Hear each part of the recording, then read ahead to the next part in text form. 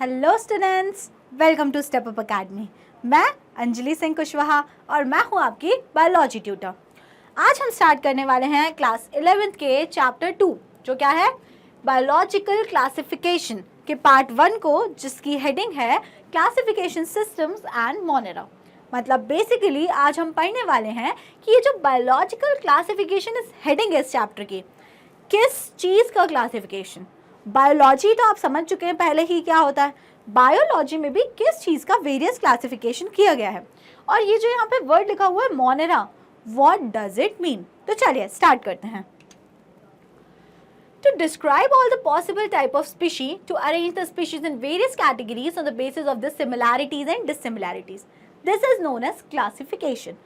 पहला question, chapter का नाम ही है बायोलॉजिकल क्लासिफिकेशन। क्लासिफिकेशन से आप क्या समझते हैं? क्लासिफिकेशन का मतलब होता है ये सारी स्पीशीज को डिस्क्राइब करना। और कैसे कैसे डिस्क्राइब करना कि आप उनको वेरियस कैटेगरीज में अरेंज कर पाओ। To arrange the species in various categories on the basis of their similarities and dissimilarities. आ रही है बात समझ में? मतलब बहुत ही ज़्यादा अलग अलग डाइवर्सिटी है अर्थ पे, बट हमें एक प्रॉपर क्लासिफिकेशन सिस्टम चाहिए। अब फिर क्वेश्चन, मैम क्यों चाहिए? Just the answer is to make our studies easy. हमें इतनी सारी लिविंग स्पीशीज़ को अलग अलग कैटेगरीज में डिवाइड करना इसीलिए इम्पॉर्टेंट है क्योंकि हमारी स्टडीज़ जो है वो इजी हो जाए। हमारा पढ़ना है, हमारा जो टारगेट है, हर स्पीशीज़ के बारे में हमारी जानने की क्यूरियोसिटी है, वो हमारा सब कुछ अच्छे तरीके से हो पाए। तो इसीलिए क्लासिफिकेशन इम्पॉर्टेंट है। To evolve as a truly natural or phylogenetic system which should indicate origin and evolution of species, helping its easy identification of organism. अब ये सब बातें क्या हैं? ये बातें बता रही हैं कि जो एक क्लासिफिकेशन सिस्टम होना चाहिए वो इतना प्रॉपर होना चाहिए कि वो प्रॉपरली इंडिकेट करे origin and evolution of species. साथ ही साथ में वो हमें किस में हेल्प करे? वो हमें हेल्प करे फॉर आइडेंटिफिकेशन ऑफ स्पीशीज। आगे अब हम देखते हैं क्लासिफिकेशन सिस्टम्स। तो क्लासिफिकेशन सिस्टम्स की स्टडी में Aristotle was the earliest to attempt a scientific basis for classifying organism. मतलब बहुत सारे इसके पहले भी साइंटिस्ट आ चुके थे जिन्होंने क्लासिफिकेशन करने की कोशिश की, बट मोस्ट साइंटिफिक बेसिस पर बेस्ड जो क्लासिफिकेशन सिस्टम था वो पहली बार जो साइंटिस्ट ने दिया उनका नाम था एरिस्टोटल। ठीक है, आगे बात समझ। ही classified plants into trees, shrubs and herbs and animals into two groups, those with red blood and without red blood. Simply देखा जाए तो इनका क्लासिफिकेशन सिस्टम बहुत ही बेसिक है। अभी तक क्लास 10 तक आपको भी सिर्फ इतना ही पता होता है कि अगर आपसे कोई लिविंग ऑर्गेनिजम्स के नाम पूछे कि चलिए बताइए what is the difference between living and non living, और लिविंग ऑर्गेनिज्म अगर होते हैं तो क्या क्या होते हैं, तो आपके मुंह से निकलने वाले दो शब्द होते हैं मैम, प्लांट्स एंड एनिमल्स। एक तो प्लांट्स लिविंग होते हैं और एनिमल लिविंग होते हैं। इनके अलावा आपके लिए और कोई लिविंग है ही नहीं। मतलब और भी आपको लगता है बैक्टीरिया, हाँ ठीक है एनिमल में आ जाता होगा, उसके अलावा और कुछ वो प्लांट में आ जाता होगा। फंजाई, हाँ ठीक है वो किसी प्लांट का टाइप होगा, किसी एनिमल में तो आ ही जाता होगा। तो मतलब अभी आपके लिए सिंपल ब्रॉडर एस्पेक्ट्स में दो ही चीज़ लिविंग होती है, एक तो होते हैं हमारे प्लांट्स और दूसरे होते हैं हमारे एनिमल्स। तो सिंपली एरिस्टोटल ने भी वही लिया, प्लांट्स लिए और एनिमल्स लिए।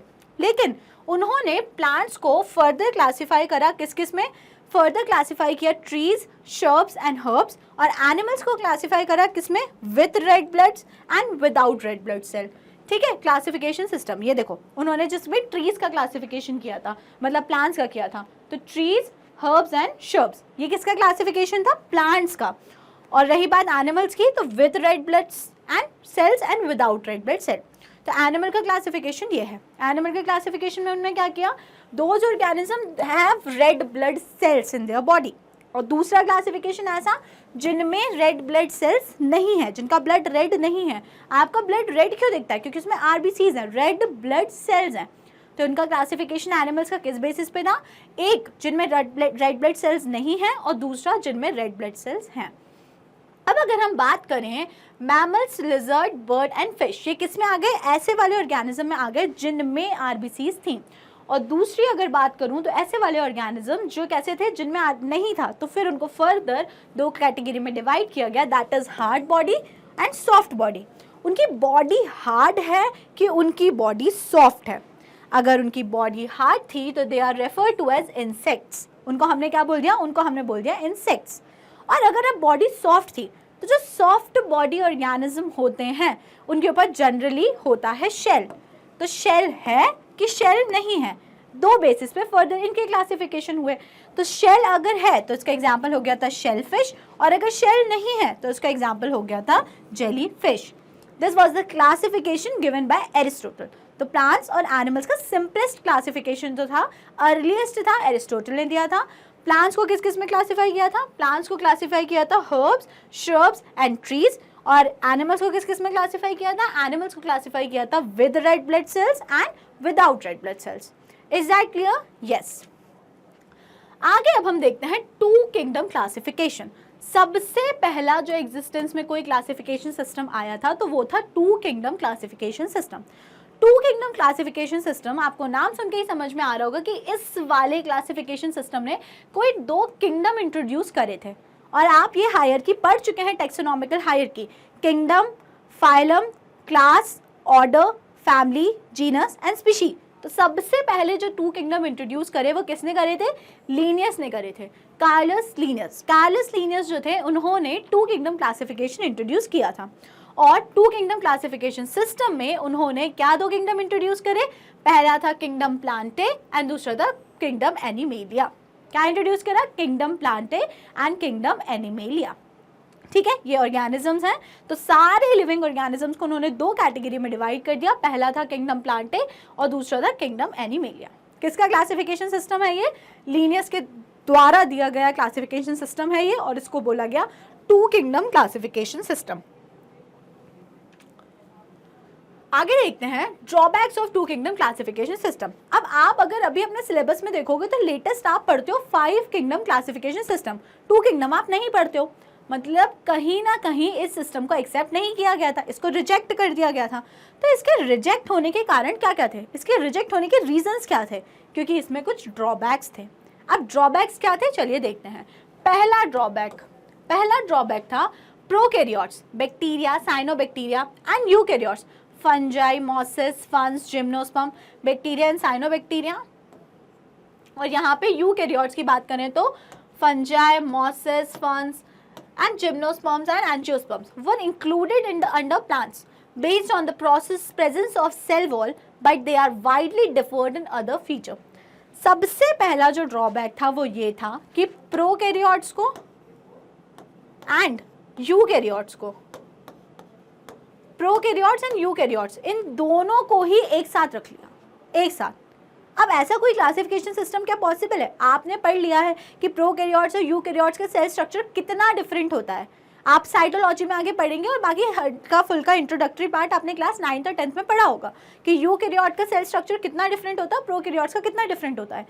कार्लस लिनियस के टू किंगडम क्लासिफिकेशन सिस्टम ने प्रोकैरियोट्स और यूकैरियोट्स को एक साथ ही रख दिया। बैक्टीरिया और साइनोबैक्टीरिया क्या होते हैं, प्रोकैरियोट्स होते हैं। बाकी यूकैरियोट्स में फंजाई, मॉसेस, फंस, जिम्नोस्पर्म, एंजियोस्पर्म, ये सब क्या थे, ये सब प्लांट्स में आते थे। उनके सिस्टम के अकॉर्डिंग, टू किंगडम के अकॉर्डिंग बैक्टीरिया, साइनोबैक्टीरिया और ये सारे सब कुछ, ये सब प्लांट्स हैं। अरे ऐसा कैसे हो सकता है, बैक्टीरिया, साइनोबैक्टीरिया जो होते हैं वो प्रोकैरियोट्स हैं और ये जो सारे हैं ये यूकैरियोट्स हैं, तो ये सब कुछ प्लांट्स की कैटेगरी में कैसे आ सकते हैं? तो फर्स्ट ड्रॉबैक क्या हो गया, फर्स्ट ड्रॉबैक हो गया कि they put together eukaryotes and prokaryotes, और सिर्फ किस बेसिस पे कि उन सब में सेल वॉल है। तो ऐसा थोड़ी होता है यार, ऐसा थोड़ी होता है कि सेल वॉल है तो अब ठीक है तुम सारे एक ही किंगडम में जाओ, ऐसा ये अप्रोच गलत थी। तो पहला ड्रॉबैक आपको क्लियर हो गया होगा कि they put prokaryotes and eukaryotes together in a single group. अगला ड्रॉबैक देखें तो it includes unicellular and multicellular organism in the same group. अब ये क्या बात हुई, आपको ये भी पता है यूनिसेल्यूलर ऑर्गेनिजम्स वो होते हैं जिनमें एक सिंगल सेल सारे फंक्शंस परफॉर्म करती है, और मल्टीसेल्यूलर ऑर्गेनिज्म कौन से होते हैं जिसमें बहुत सारी सेल्स होती हैं, बहुत सारी सेल्स होती हैं, ग्रुप ऑफ सेल्स होते हैं मल्टीसेल्यूलर ऑर्गेनिज्म में, और उसमें डिवीजन ऑफ लेबर होता है। तो इनके क्लासिफिकेशन सिस्टम ने क्या करा, यूनिसेल्यूलर और मल्टीसेल्यूलर ऑर्गेनिजम्स को भी एक साथ ही रख दिया। मतलब पहली चीज़ तो चलो आप गलती कर रहे हो, आपने प्रोकैरियोट यूकैरियोट का साथ रखा, उससे भी बड़ी गलती कर दी कि यूनिसेल्यूलर और मल्टीसेल्यूलर ऑर्गेनिजम्स को भी एक साथ रख लिया। तो दूसरी गलती तो और भी ज़्यादा ब्लंडर हो गया। Example, Chlamydomonas and spirogyra were placed under algae. Chlamydomonas और स्पायरोगायरा दोनों को ही किस में रख दिया, एल्गे में रख दिया। बड़ी दिक्कत हो गई, ठीक है। It did not differentiate between heterotrophic fungi and autotrophic green plants. और बड़ी दिक्कत लीजिए, और बड़ी, हेट्रोट्रॉपिक एंड ऑटोट्रॉपिक। क्या समझ में आता है? ऑटोट्रॉपिक और हेट्रोट्रॉपिक का डिफरेंस क्या होता है? Autotrophic are those organism which can synthesize their own food, and autotrophs में आते हैं सिर्फ प्लांट्स और कुछ बैक्टीरिया। ठीक है, कुछ बैक्टीरिया आते हैं। और हेट्रोट्रॉप कौन होते हैं? हेट्रोट्रॉप वो होते हैं जो अपना खाना खुद सिंथेसाइज नहीं कर सकते, which can synthesize their own food, rather they depend on autotrophs for their food need. ठीक है, फॉर देयर न्यूट्रिशन। आ रही है बात समझ? तो न्यूट्रिशन के बेसिस पे दो टाइप के ऑर्गेनिज्म होते हैं, ऑटोट्रॉप्स एंड हेट्रोट्रॉप्स। ऑटोट्रॉप्स वो होते हैं जो अपना खाना खुद सिंथेसाइज करते हैं, और हेट्रोट्रॉप्स वो होते हैं जो दूसरों पर डिपेंडेंट होते हैं। अब कार्लस लिनियस के सिस्टम ने ऑटोट्रॉप्स और हेट्रोट्रॉप्स को भी एक साथ रख दिया। फंजाई जो होती है वो हेट्रोट्रॉप होती है, प्लांट्स जो होते हैं वो ऑटोट्रॉप्स होते हैं। अब इनका एक साथ रखने का क्या कोई सेंस बनता है? बिल्कुल नहीं बनता है। Fungi have chitinous cell wall while green plants have cellulosic cell wall. तो जो फंजाई होती है उसमें जो सेल वॉल होती है वो काइटिन की बनी होती है। Chitin is a substance, okay, is a kind of polysaccharide. और उसकी बात करें अगर हम ग्रीन प्लांट्स की, तो वो क्या होता है? वो उसमें सेल्यूलोज की सेल वॉल होती है। तो इनको एक साथ ही रख दिया, तो ये तो सही नहीं है, ये बात बहुत ज़्यादा गलत हो गई। तो these are the 3 drawbacks of किसके? 2 किंगडम क्लासिफिकेशन सिस्टम के। पहला ड्रॉबैक क्या था? प्रोकैरियोट्स यूकैरियोट्स को साथ रख दिया। दूसरा क्या था? यूनिसेल्यूलर मल्टीसेल्यूलर को एक साथ रख दिया। और तीसरा क्या था? ऑटोट्रॉपिक्स एंड हेट्रोट्रॉपिक्स को भी एक साथ रख दिया। अब जब 3 गलतियां हैं तो तीनों को एक एक करके हम, ठीक है, करेक्ट करते हैं। तो इन तीनों गलतियों को करेक्ट करने के लिए अगला क्लासिफिकेशन सिस्टम इंट्रोड्यूस हुआ, जिसका नाम क्या है? 3 किंगडम क्लासिफिकेशन। कौन सा आया? 3 kingdom classification. 3 kingdom classification system किसने दिया था? 3 kingdom classification system was given by Ernst Hückel. किसने दिया था? Ernst Hückel. अर्नस्ट हैकेल ने क्या करा? अर्नस्ट हैकेल ने कौन सी वाली प्रॉब्लम सॉल्व करी? उन्होंने सॉल्व कर दी प्रॉब्लम यूनिसेल्यूलर एंड मल्टीसेल्यूलर वाली। जो सेकंड प्रॉब्लम थी ना, प्रॉब्लम नंबर 2, 3 प्रॉब्लम्स थी, मैं तीनों आपके सामने यहाँ पे लिख देती हूँ। 3 प्रॉब्लम्स थी 2 किंगडम क्लासिफिकेशन सिस्टम में, 3 प्रॉब्लम्स थी। पहली क्या थी? पहली थी उन्होंने प्रोकैरियोट और यूकैरियोट का साथ रख दिया था। दूसरी प्रॉब्लम थी उन्होंने यूनिसेल्यूलर और मल्टीसेल्यूलर को भी एक साथ रख दिया था। और थर्ड प्रॉब्लम क्या थी? उन्होंने ऑटो और हेटेरोट्रॉप्स को भी एक साथ रख दिया था। तो अब जब 3 किंगडम क्लासिफिकेशन सिस्टम आया तो कौन सी वाली प्रॉब्लम सॉल्व हो गई? ये वाली प्रॉब्लम जो है वो सॉल्व हो गई। उन्होंने एक नया किंगडम इंट्रोड्यूस करा जिसका नाम था प्रोटिस्टा। क्या नाम था जिसका नाम? प्रोटिस्टा। और प्रोटिस्टा के अंदर सारे यूनिसेल्यूलर ऑर्गेनिज्म आ गए। आ रही है बात समझ में? तो अब प्रॉब्लम सॉल्व हो गई ना, एक नया किंगडम बन गया जिसमें सारे यूनिसेल्यूलर ऑर्गेनिज्म आ गए, और रिमेनिंग क्या बचा? प्लांट और एनिमल, जिनमें सारे कैसे रहेंगे? जिनमें सारे मल्टीसेल्यूलर ऑर्गेनिज्म हो गए। तो प्रोटिस्टा के आने से यूनिसेल्यूलर मल्टीसेल्यूलर वाली प्रॉब्लम सॉर्ट हो गई और 3 किंगडम क्लासिफिकेशन सिस्टम एग्जिस्टेंस में आ गया। आई बात समझ में? और दिया किसने था? अर्नस्ट हैकेल ने। इसके बाद में अभी भी 2 प्रॉब्लम्स रह गई। तो इन बची हुई 2 प्रॉब्लम्स को सॉर्ट करने के लिए, जो कि थी प्रोकैरियोट यूकैरियोट वाली एंड ऑटो और हेटेरोट्रॉप वाली, अगला क्लासिफिकेशन सिस्टम आया। अगला क्लासिफिकेशन सिस्टम आया जिसका नाम क्या था? 4 किंगडम क्लासिफिकेशन सिस्टम। क्या नाम था? 4 किंगडम क्लासिफिकेशन सिस्टम। अब 4 किंगडम क्लासिफिकेशन सिस्टम किसने दिया था? कोपलैंड ने दिया था। Copeland proposed a 4 kingdom system moving prokaryotic organism, bacteria and blue-green algae into the kingdom Monera. Kingdom Monera. तो क्या समझ में आ रहा है? ठीक है, अभी एक दिक्कत तो हमने कर ली थी सॉल्व। अब बारी है कौन सी दिक्कत को सॉल्व करने की? अब बारी है इस वाली दिक्कत को सॉल्व करने की, प्रोकैरियोट्स एंड यूकैरियोट्स। तो प्रोकैरियोट्स एंड यूकैरियोट्स वाली प्रॉब्लम को सॉल्व करने के लिए 4 किंगडम क्लासिफिकेशन सिस्टम आया, जिसमें एक और नया किंगडम इंट्रोड्यूस किया जिसका नाम क्या है? मोनेरा। जिसका नाम क्या है? मोनेरा। और मोनेरा के अंदर सारे के सारे प्रोकैरियोटिक ऑर्गेनिज्म रख दिए। क्या रख दिए? Prokaryotic organism. समझ में आ रही है बात? तो अब ये वाली प्रॉब्लम भी हमारी सॉल्व हो गई कि सारे प्रोकैरियोटिक ऑर्गेनिज्म किस में रहेंगे? प्रोकैरियोटिक चले गए मोनेरा में। सेकेंड प्रॉब्लम यूनी मल्टी वाली, तो यूनिसेल्यूलर किस में रहेंगे? सारे के सारे प्रोटिस्टा में। बचे मल्टीसेल्यूलर, वो किस में रहेंगे? सारे के सारे रहेंगे प्लांट्स और एनिमल में। लेकिन अभी भी कोपलैंड के 4 किंगडम क्लासिफिकेशन सिस्टम के बाद भी अभी भी एक प्रॉब्लम रह गई। तो इस बची हुई एक प्रॉब्लम को सॉल्व करने के लिए इस बची हुई एक प्रॉब्लम को सॉल्व करने के लिए फाइनली कौन सा क्लासिफिकेशन सिस्टम आया? 4 किंगडम क्लासिफिकेशन सिस्टम को एक फ्लो चार्ट में देखें अगर हम, तो 4 किंगडम क्लासिफिकेशन में प्रोकैरियोट्स और यूकैरियोट्स को सेपरेट कर दिया। प्रोकैरियोट्स किस में आ गए? मोनेरा में। और यूकैरियोट्स में अब कौन कौन आएगा? प्रोटिस्टा, एनिमेलिया और प्लांटे। जो 3 किंगडम है वो आ गए यूकैरियोट्स में और प्रोकैरियोट्स में आ गया मोनेरा। ठीक है,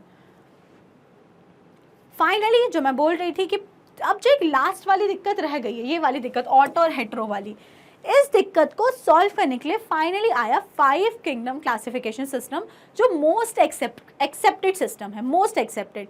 सब लोग यही पढ़ते हैं, सब यही पढ़ा जा रहा है और सबसे बेटर है। तो ये किसने दिया था? It was proposed by R.H. Whittaker. किसने दिया था ये? R.H. Whittaker. It includes Monera, protista, fungi, plants and animalia. अब कौन सा नया इसमें किंगडम इंक्लूड हो गया है? इसमें एक नया किंगडम इंक्लूड हुआ जिसका नाम है फंजाई। क्या नाम है जिसका? फंजाई। अब क्या समझ में आया? मतलब कहीं ना कहीं फंजाई के इंट्रोड्यूस होने से क्या हुआ है? फंजाई के इंट्रोड्यूस होने से ये हुआ है कि लास्ट वाली प्रॉब्लम, ऑटोट्रॉप्स और हेट्रोट्रॉप्स वाली प्रॉब्लम भी सॉल्व हो जाएगी। Is that clear? फंजाई में सारे हेट्रोट्रॉपिक ऑर्गेनिज्म आ जाएंगे। Is that clear? तो यहाँ से आया हमारा ये।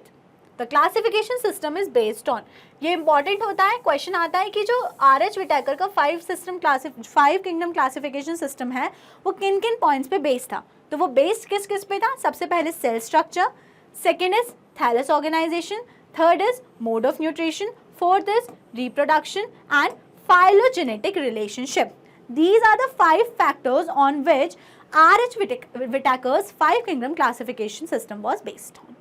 Is that clear? Yes.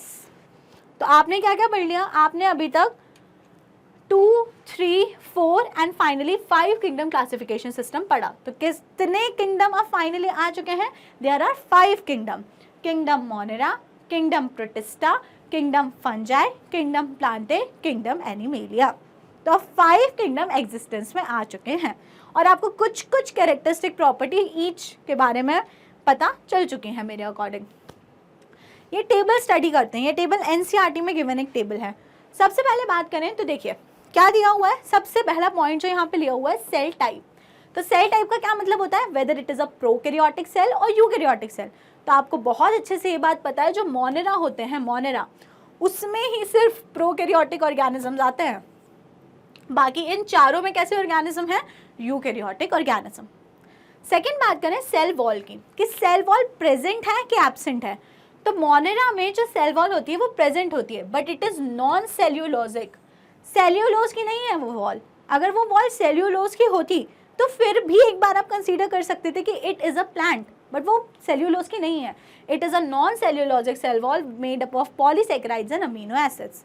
Cell wall की अगर बात करें प्रोटिस्टा में, तो कभी कभी कुछ प्रोटिस्ट में वो प्रेजेंट हो सकती है। फंजाई की बात करें तो इट इज इंपॉर्टेंट कि in fungi cell wall is made up of chitin, very important.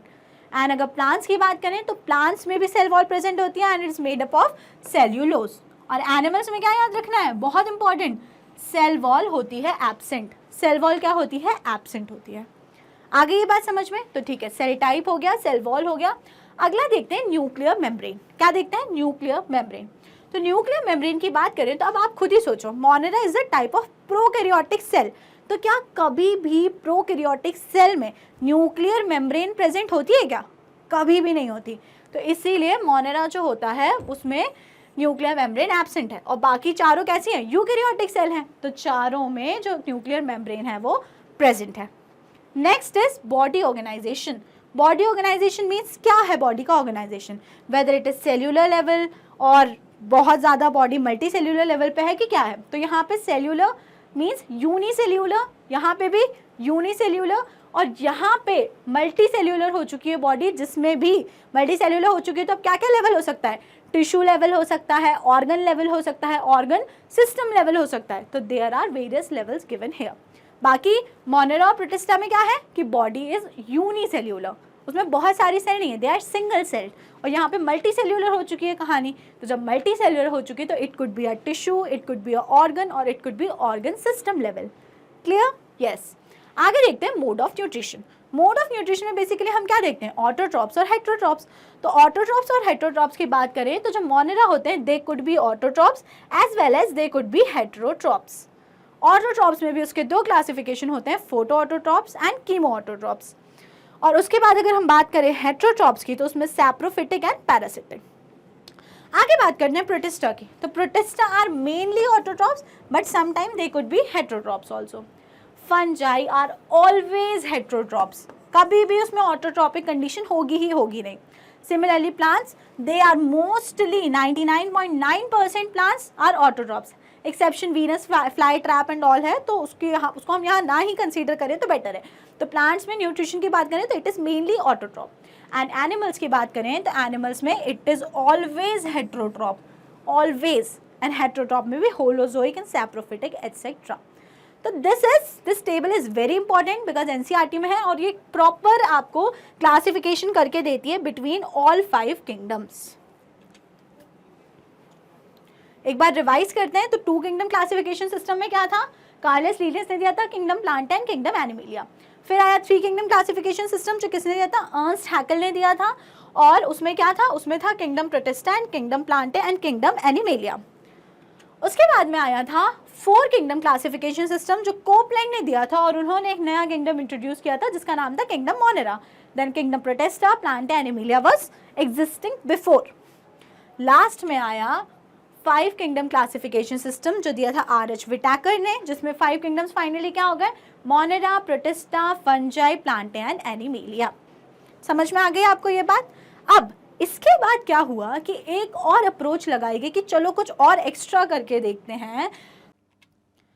जो देखेंगे वो है 6 किंगडम क्लासिफिकेशन। अब ये 6 किंगडम क्लासिफिकेशन में आपको समझ में आ रहा होगा कि एक और नया किंगडम ऐड हुआ होगा, बट एक्चुअल में किया क्या था 6 किंगडम क्लासिफिकेशन में। जो किंगडम मोनेरा पढ़ा है, आपने पढ़ा था ना मोनेरा, जिसमें कौन आता है, जिसमें आते हैं सारे प्रोकैरियोटिक यूनिसेल्युलर ऑर्गेनिज्म। इस किंगडम मोनेरा को फर्दर 2 किंगडम्स में डिवाइड कर दिया, और वो 2 किंगडम्स क्या थे फर्दर, पहला था आर्किया, जो ये लिखा हुआ है आर्किया, एंड दूसरा था यूकैरिया। दूसरा क्या था, यूकैरिया, जो यहाँ पे मेंशन है। तो हमें क्या समझ में आया कि जो 6 किंगडम क्लासिफिकेशन था उसने बेसिकली कुछ नहीं किया, उसने सिर्फ किंगडम मोनेरा को 2 सेपरेट किंगडम्स में डिवाइड कर दिया। पहला किंगडम हो गया आर्किया, जिसमें कौन आएंगे, जिसमें आते थे आर्के बैक्टीरिया एंड यू बैक्टीरिया, जो सिर्फ और सिर्फ कंपोज होता था बैक्टीरिया के लिए। और जो दूसरा वाला किंगडम था यूकैरिया, उसके अंदर फर्दर हम बोल सकते हैं कि ये रिमेनिंग चारों किंगडम इंक्लूड हो गए। तो टोटल कितने किंगडम हो गए, आप 6 किंगडम यहाँ पर हो गए। तो ये 6 किंगडम क्लासिफिकेशन एक नया इंट्रोड्यूस किया था, बट एज सच इसको इतना वाइडली एक्सेप्ट नहीं किया गया। और जो हम एट प्रेजेंट पढ़ते हैं वो हम कौन सा पढ़ते हैं, हम पढ़ते हैं आर.एच. विटाकर का 5 kingdom classification system. 6 kingdom classification system का जिक्र एनसीईआरटी में भी नहीं है, तो इसलिए इतना इंपॉर्टेंट नहीं है। So students, that is all for today. ठीक है, आपको अगर ये वीडियो पसंद आई हो और अगर आपको मेनली कोई डाउट हो तो आप अपने डाउट्स कमेंट सेक्शन में पूछेगा। बाकी अब जो पार्ट 2 वीडियो होगी वो होगी किंगडम मोनेरा। अब हम किंगडम मोनेरा को पार्ट 2 वीडियो में एकदम डिटेल में पढ़ेंगे। वीडियो पसंद आई हो तो वीडियो को करिएगा लाइक और चैनल को करिएगा subscribe. Thank you and keep watching.